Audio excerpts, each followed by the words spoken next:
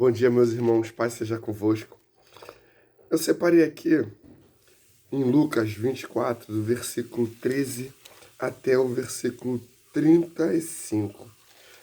Na verdade, eu não irei ler todo, irei ler somente algumas partes, que se retrata sobre os discípulos no caminho de Emaús. É uma passagem muito conhecida, muito conhecida.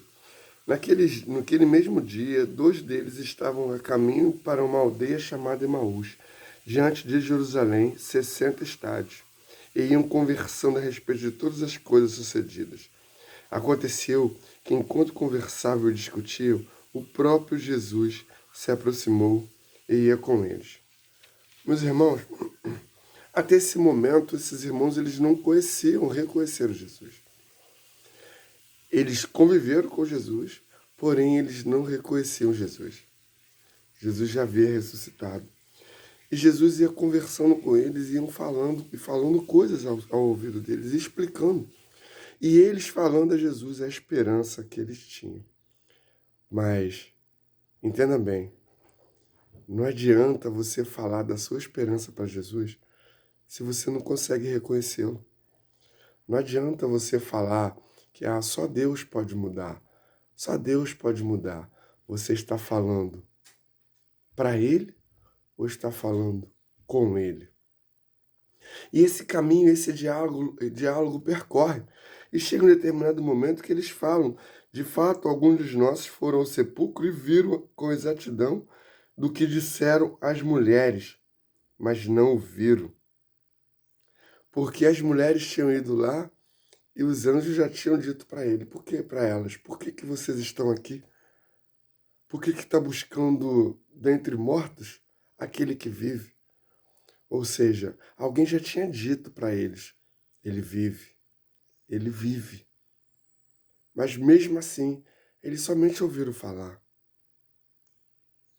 Eles não estavam reconhecendo Jesus. E mais no decorrer da vida deles, no diálogo, quando Jesus faz um ato típico do repartir do pão, eles aí sim reconhecem. E se indaga um ao outro perguntando, não ardia no nosso coração quando ele falou tudo aquilo? Ou seja, o Espírito Santo já estava tratando com eles. Eles já estavam sentindo e percebendo quem era que estava do lado dele. E nesse momento, é sobre exatamente isso que eu quero lhe falar. É sobre exatamente isso que eu quero lhe falar. Muitas pessoas só estão falando de política, só estão falando de ministro, de presidente, de secretário, de governadores. Mas, meus irmãos, o que nos traz verdadeira esperança é que ele vive. Ele vive. E porque ele vive, eu posso crer no amanhã. Nada pode nos separar do amor de Deus. Adversidade, dificuldade, nem mesmo a morte.